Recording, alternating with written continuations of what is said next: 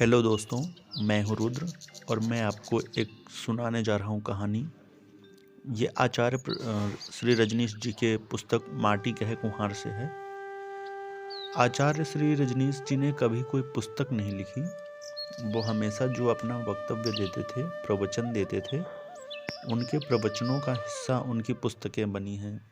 तो आइए शुरू करते हैं। वो जीवन को जीने के बारे में सिखा रहे हैं कि जीवन कोई शब्द से नहीं जाना जा सकता, जीवन जी के ही जाना जा सकता है।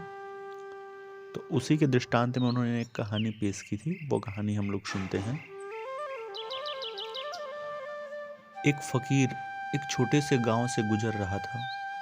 वह फकीर ज्ञानी था, जानता था। उसने अपनी परंपरा के सभी शास्त्र पढ़े थे।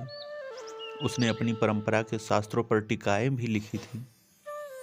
ऐसी कोई बात न थी जिसके बाबत उसे ज्ञात न हो। वह पूरा दार्शनिक था, वह पूरा फिलॉसफर था। वह वैसा ही फिलॉसफर था, वैसा ही दार्शनिक था जैसा आइंस्टीन ने एक बार किसी को कहा था। आइंस्टीन से किसी ने पूछा था कि दार्शनिक और एक वैज्ञानिक में क्या फ़र्क होता है। तो आइंस्टीन ने कहा, दार्शनिक के पास आप कोई भी प्रश्न ले जाएं, वह उत्तर फौरन देगा। वह कभी यह नहीं कहेगा कि मैं नहीं जानता।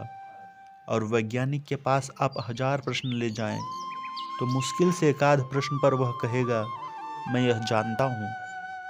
और वह भी बहुत गार्डेड, बहुत होश से समझकर वह यह कहेगा कि अभी हम जितना जानते हैं वह यह है। कल यह हो सकता है गलत हो, परसों हम और जान सकते हैं, और यह सब हमें पोष देना पड़े। तो वह फकीर वैसा ही दार्शनिक था जिसके पास हर चीज के उत्तर थे। वह एक गांव से गुजरता था। उस दिन कोई सभा नहीं हो सकी थी, कोई सुनने वाले उसे इकट्ठे नहीं हो सके थे। जिसके पास ज्ञान है, उसे सुनने वाले न इकट्ठे हों तो बड़ी बेचैनी होती है, उसे बड़ी तकलीफ होती है। सुनने वाले इकट्ठे हों तो उसे बड़ी राहत मिलती है, क्योंकि जिस रोग को उसने पाल रखा है वह दूसरों में बांटकर बहुत निश्चिंत हो जाता है। बीमारी के कीटाणु सब में फैला देता है। ज्ञान बड़ा संक्रामक है। उस दिन गांव में लेकिन कोई इकट्ठा नहीं हुआ था। बड़ा अजीब गांव रहा होगा, क्योंकि ऐसा कम ही होता है कि कहीं ज्ञान सत्र हो और लोग इकट्ठे ना हो जाएं। क्योंकि ज्ञान की पिपासा और ज्ञान की जिज्ञासा बहुत है। लोग इस ख्याल में हैं कि कहीं ज्ञान मिल जाएगा, वहां इकट्ठे हो जाते हैं। लेकिन उस गांव में लोग इकट्ठे नहीं हुए थे। वह दिन भर घूमता रहा था, लेकिन कोई नहीं मिला था उससे कि कुछ पूछता और वह कोई उत्तर देता। आखिर वह घबरा गया। सांझ होने को आई थी, रात उतरने लगी थी। एक छोटा सा बच्चा एक मंदिर की तरफ दिए को जलाकर ले जा रहा है। उसने उसको ही रोक लिया। जब कोई न मिले तो फिर कोई भी मिल जाए तो काम चल जाता है। उसने कहा, सुन, तुझसे मुझे एक बात पूछनी है। तू यह दिया कहाँ ले जा रहा है? उस बच्चे ने कहा, मैं मंदिर में चढ़ाने जा रहा हूँ। उस फकीर ने पूछा, क्या मुझे बता सकता है इस दिए में ज्योति कहाँ से आई? जानता था कि यह बच्चा क्या उत्तर देगा इसका, और उत्तर नहीं देगा तो फिर मैं कुछ सलाह देने को मौका पाऊंगा, मैं कुछ उत्तर दे सकूंगा। लेकिन उसे पता ही नहीं था कि बच्चे कभी ऐसी बातें कर देते हैं कि बूढ़े चकित रह जाएं। उस बच्चे ने फूंक मारकर उस दिए को बुझा दिया और कहा, स्वामी जी, क्या आप बता सकते हैं कि ज्योति कहाँ चली गई? अगर आप बता सकते हो कि ज्योति कहाँ चली गई, क्योंकि बिल्कुल अभी अभी आंखों के सामने गई है, तो फिर मैं भी बता सकता हूँ कि ज्योति कहाँ से आई थी। उस फकीर को भी पता नहीं रहा होगा कि एक छोटे से बच्चे से ज्ञान से हार जाएगा। और मैं आपसे कहता हूँ, एक छोटे से बच्चे से भी ज्ञान हार जाता है। ज्ञान की कोई ताकत ही नहीं है। ज्ञान तो बिल्कुल कमजोर, लचर है। वह फकीर उस बच्चे के चरणों में सिर रख दिया और उसने कहा, मैं बहुत ज्ञानियों के पास गया, उन सब ने मुझे ज्ञान दिया, लेकिन तूने पहली दफा मेरा अज्ञान प्रकट कर दिया है।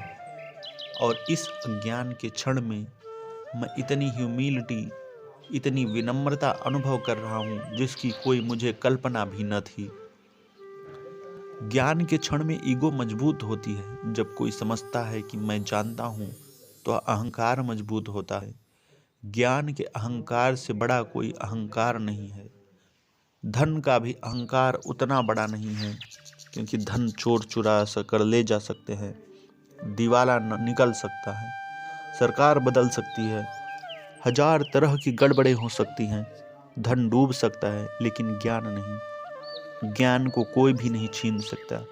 ज्ञान बड़ी सुरक्षित संपदा है।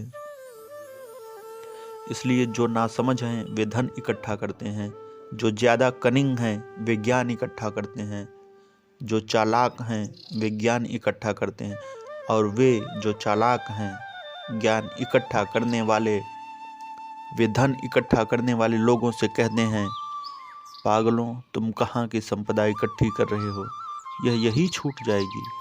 हम जो इकट्ठी कर रहे हैं वह मृत्यु के उस पार जाएगी, जैसे कि ज्ञान मृत्यु के उस पार जाता हो। पागल हो गए हैं। ज्ञान तो नींद में भी नहीं जाता। मृत्यु की उस पार जाने का तो कोई सवाल नहीं है। ज्ञान नींद में भी नहीं जाता। आप जो जानते हैं वह नींद में भी आपके साथ नहीं रह जाता। नींद में एक गंवार और एक पंडित बराबर हो जाते हैं। नींद में एक अज्ञानी और ज्ञानी बराबर हो जाते हैं। नींद में एक नेता और एक अनुयायी बराबर हो जाते हैं। नींद में पढ़ा लिखा और गैर पढ़ा लिखा बराबर हो जाते हैं। नींद में साथ भी नहीं जाता वह जो हम इकट्ठा कर रहे हैं, मृत्यु में तो क्या साथ जाएगा। लेकिन उस फकीर ने कहा, तूने मेरे अज्ञान को प्रकट कर दिया और मैं अनुग्रहित हुआ। धन्यवाद दोस्तों। आपने देखा ओशो ने किस तरीके से ये जीवन के क्षण के बारे में बताया कि जीवन को ज्ञान से नहीं जाना जा सकता, जीवन तो जी के ही जाना जा सकता है। जीवन एक अनुभव है, उसी से जाना जा सकता है, और जो चीज़ें अनुभव से होती हैं उन्हें शब्दों में नहीं प्रकट किया जा सकता। धन्यवाद।